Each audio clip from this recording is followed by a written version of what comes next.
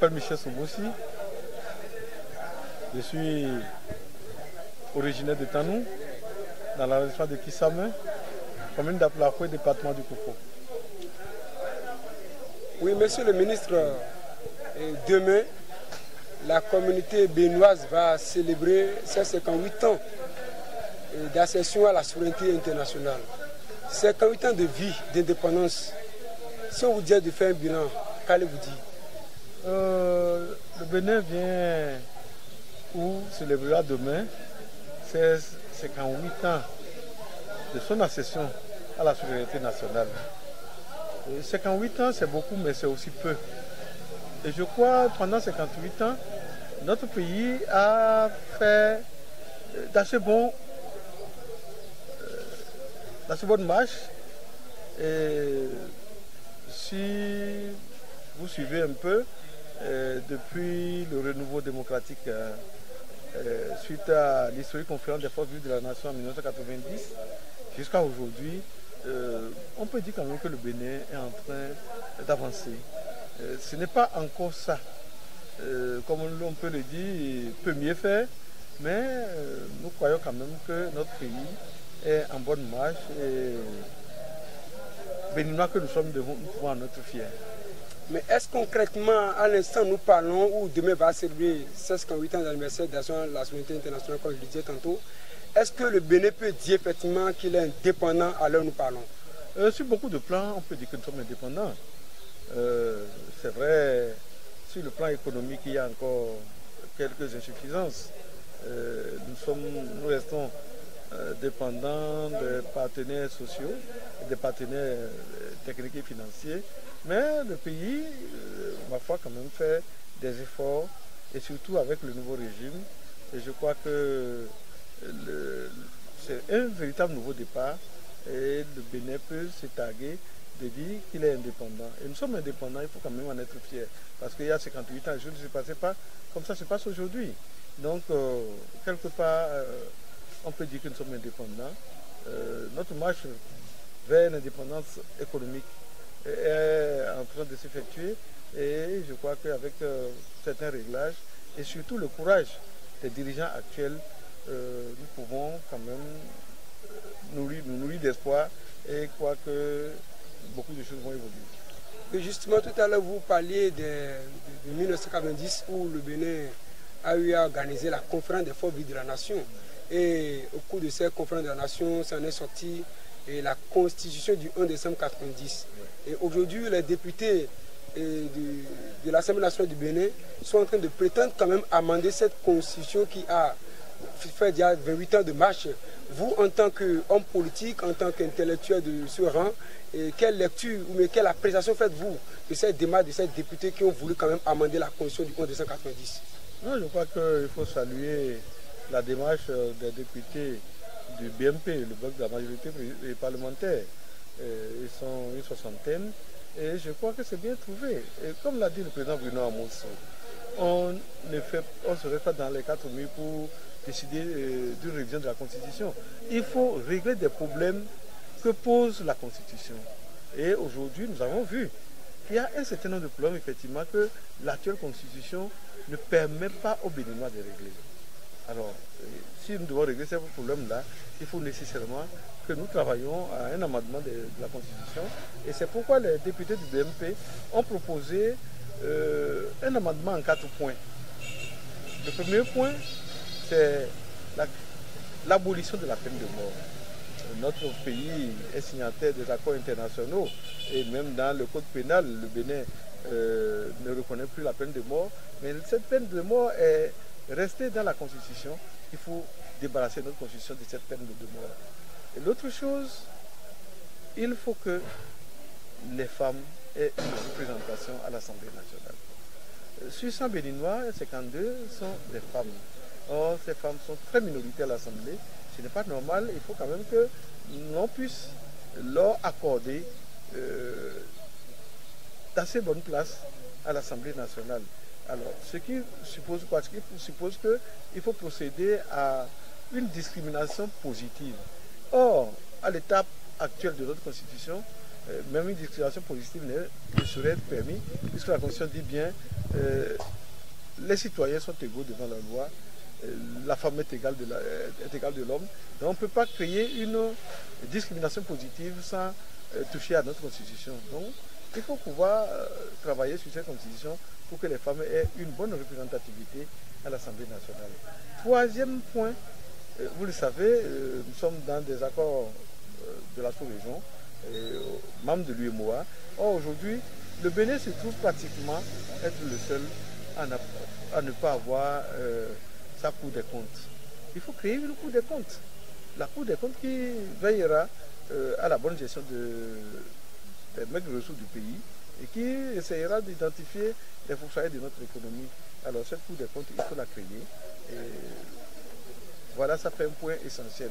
Le quatrième point qui fait l'objet aussi de cet amendement proposé par les députés, c'est le groupage des élections, l'alignement des élections. Ce qui veut dire quoi?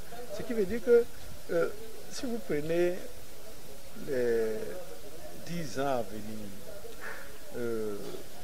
en 10 ou en 13 ans, nous aurons une dizaine ou une treizaine ou 13 élections. Ce n'est pas normal. Un pays ne peut pas passer tout son temps à faire des élections.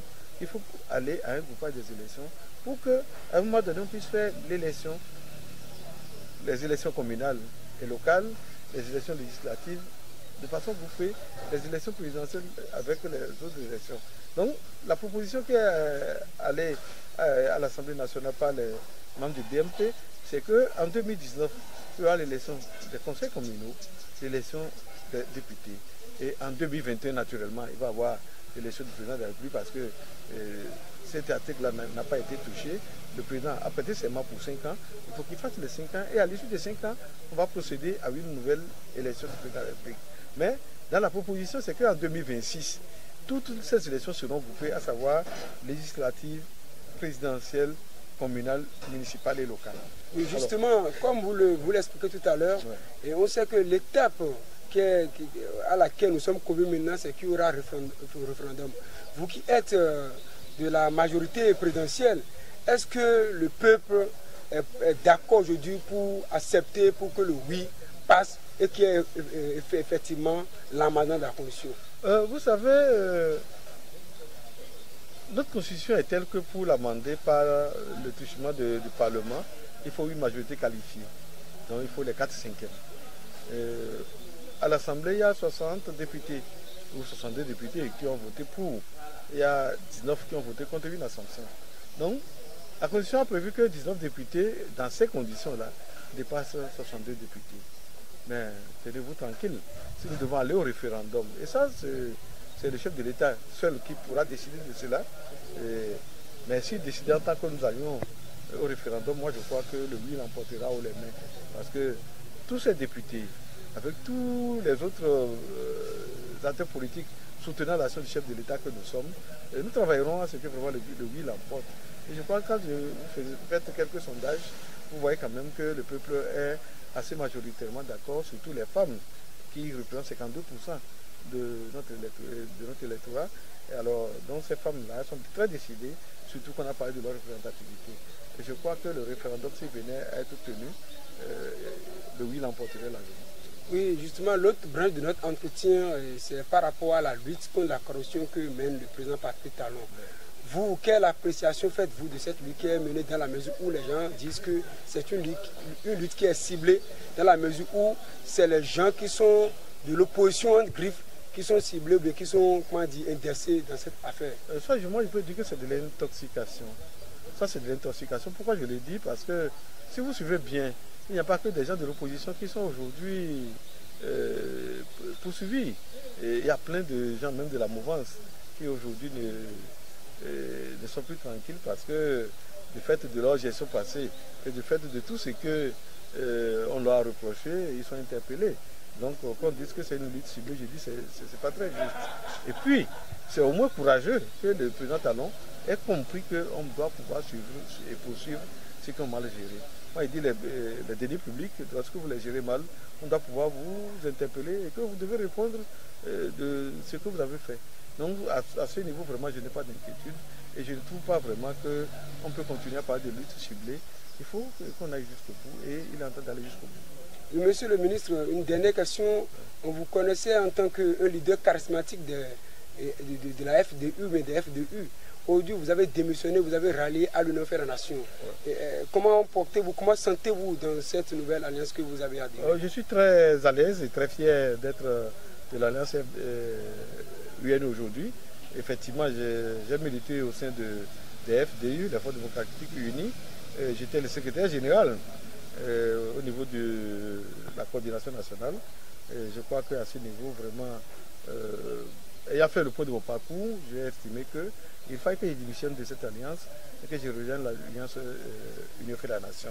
Ce que j'ai fait, aujourd'hui aussi, je suis membre du bureau politique de l'Union fait la Nation et je participe aux travaux de cette instance suprême de prise de décision de l'alliance. Et je crois que je n'ai pas d'état d'âme par rapport à ça. C'est vrai que comme si vous suivez l'actualité, il y a un grand regroupement qui regroupe aussi bien l'Union fait la Nation que les FDU aujourd'hui et bien d'autres partis.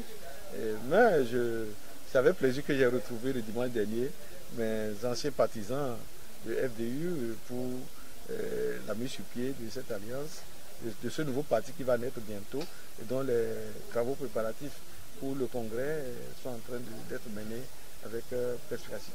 Monsieur Michel Soubossi, nous avons constaté que le dimanche 29 juin dernier, certains jeunes sont venus vous gratifier des dons parce qu'ils auraient être reconnaissants envers les actes de générosité et de soutien que vous avez posés envers eux. Et si on vous demandait aujourd'hui, c'est-à-dire de prendre vos impressions, qu'allez nous dire, monsieur le ministre? Non, j'avoue que je rends grâce au Tout-Puissant, je rends grâce au Seigneur parce que ce n'est pas facile que des gens pour qui vous avez été d'une manière ou d'une autre un soutien puissent vous le reconnaître. Effectivement, le 29 juillet, le dimanche, dans mon village, nous nous sommes retrouvés et avec ces jeunes-là, une partie de mes anciens collaborateurs qui ont voulu vraiment témoigner de leur reconnaissance à mes actions envers eux. Et j'ai été très fier de pouvoir vivre ça. C'est vrai que nous avons à cette occasion profité de partie de l'Union fait la Nation, mais qui appartiennent à des groupes thématiques. Et avec eux, nous sommes réjouis et je suis très fier, je rends grâce à Dieu. Monsieur le ministre, pour finir, nous sommes à la veille de la fête de l'indépendance du Bénin. Quel message avez-vous à lancer au peuple béninois qui vous suit à l'instant nous parlons?